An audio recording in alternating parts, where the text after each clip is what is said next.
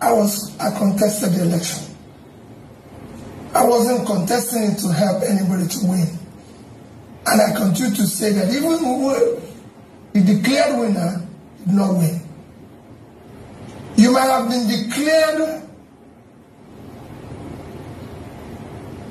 by Inec. Whatever means, but if no one the election.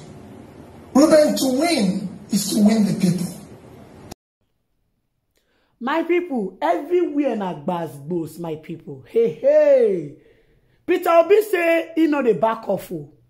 Peter Obi insist say person wey dey talk say he win, he no win. Say na him win. Peter Obi talk say even for Rivers State, he say he know the game wey Wike play with Tinubu. He say the vote wey they give am, he say he get 50+% votes for Rivers State, and he say the rest percent say na Tinubu and Atiku na share that one. He say con dey shock say the one wey they give to them, wey Inec announce, e dey different from the one wey be say people vote for am, wey they vote for Rivers State. My people, now Peter Obi don talk say he no come out to come campaign because of say he want make Tinubu to win. He say he come campaign because he want better Nigeria. He want become president of Nigeria.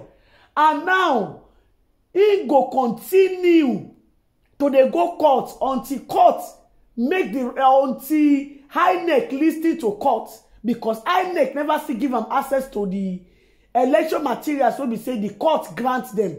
That is why he go continue to dey go court to make sure say they give him access to them, because now Inec now announce results. So wetin Inec dey fear for, and why Inec dey run when we say no one obey court order. So right now, this matter wey we dey see, so my people, Peter Obi say no dey give up, he no dey stop to dey go court. Say he go continue, say because people dey talk say he come outside to come campaign because of make Tinubu for we say make power for go to south. He say no, he come outside to campaign to be president, and he must to become the president. Say he go do everything to make sure say the INEC obey the court order. All right, my people, make una go watch the video of Peter Obi, where Peter Obi come outside to let us they know the truth, where many people no know.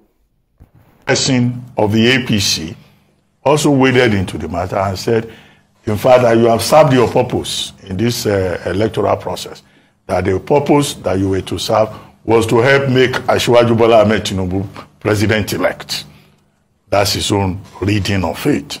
He says, because without you stopping the PDP in their traditional states, Bola Tinubu will not have emerged as president-elect. Number 3, Reanounced, who is a spokesperson for the People's Democratic Party, says, well, APC may have rigged, but that Mr. Peter Obi was the perfect rigger in that election, and that you rigged in the Southeast, that he is surprised that a candidate will be reporting 97% of the votes from certain states of the Federation. Of course, Atiku Abubakar, presidential candidate of the PDP himself, had admitted that your leaving the PDP hurt his chances in that election. What do you say to these general comments on your presidential race?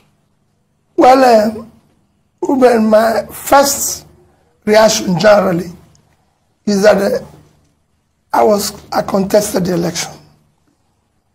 I wasn't contesting it to help anybody to win. And I continue to say that even who the declared winner did not win. You might have been declared by whatever means, but you've not won the election. Ruben, to win is to win the people. Democracy is government of the people, by the people, for the people. That means if you must win, you must win the people. But if you don't win the people, you've not won. And I can tell you, the last election, the declared person did not win. However, that is what we're challenging. The rascality is what we're challenging.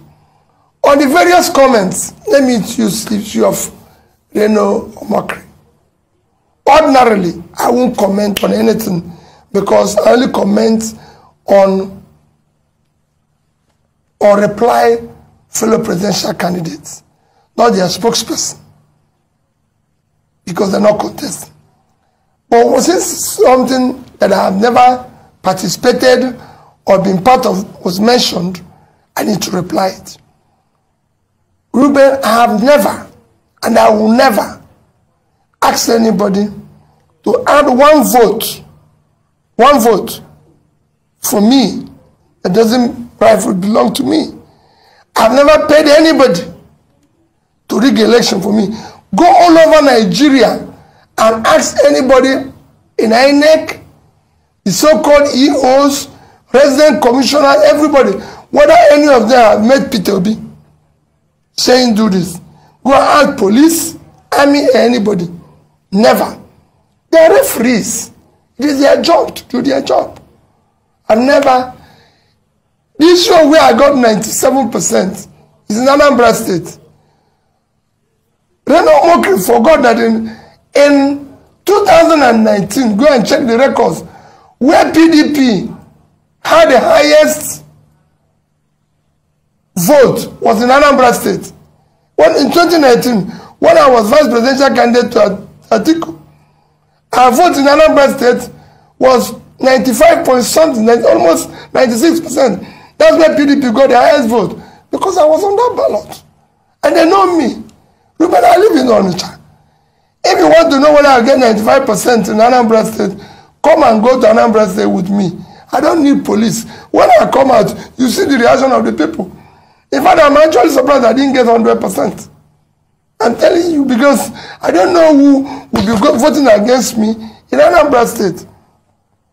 In the Southeast, it's a similar situation. People know me. People know what I stand for. People know I've kept to my promises.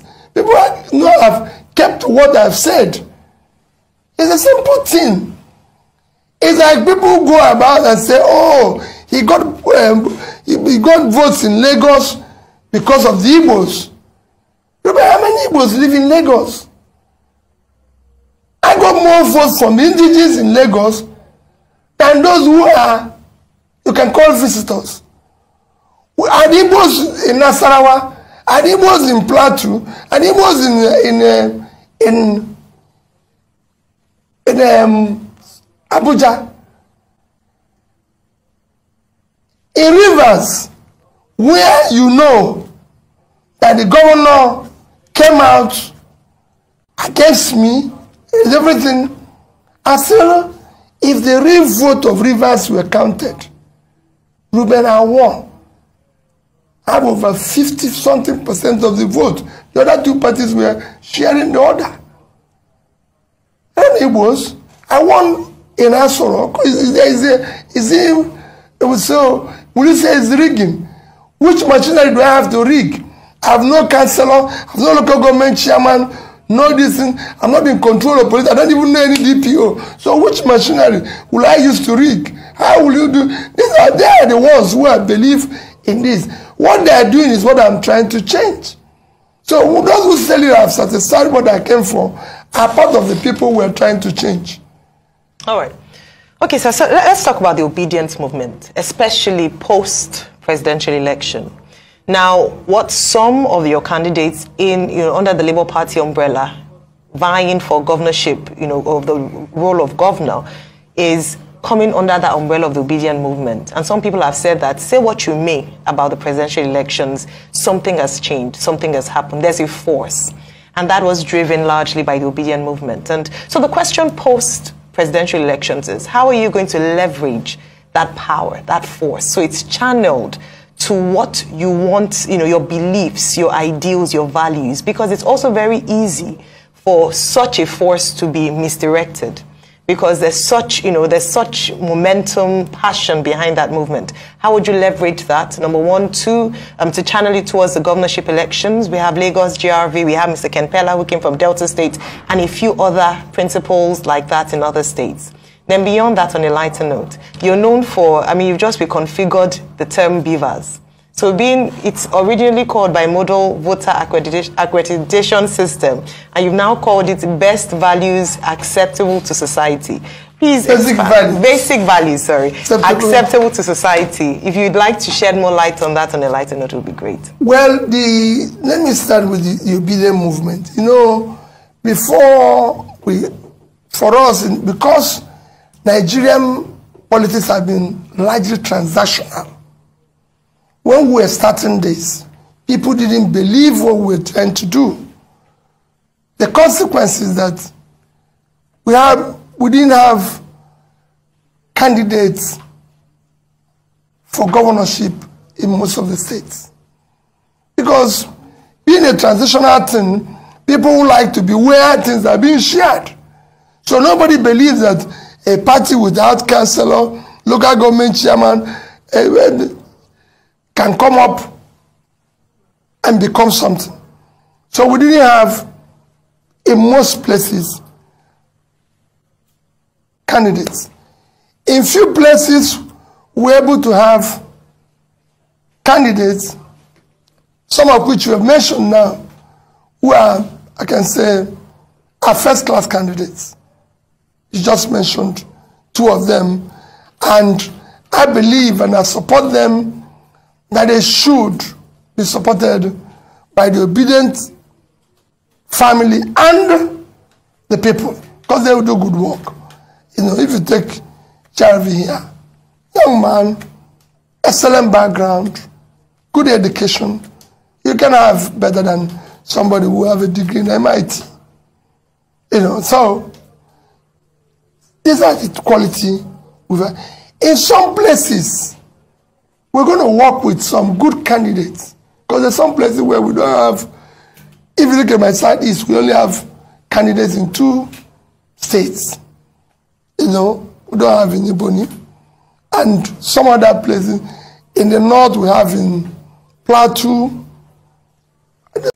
My people, now the video now on a new watch finish, so on a see what happen for inside the video. All right, my people, I would like to end the video for you. Make una let me know waiting on a thing for the comment section.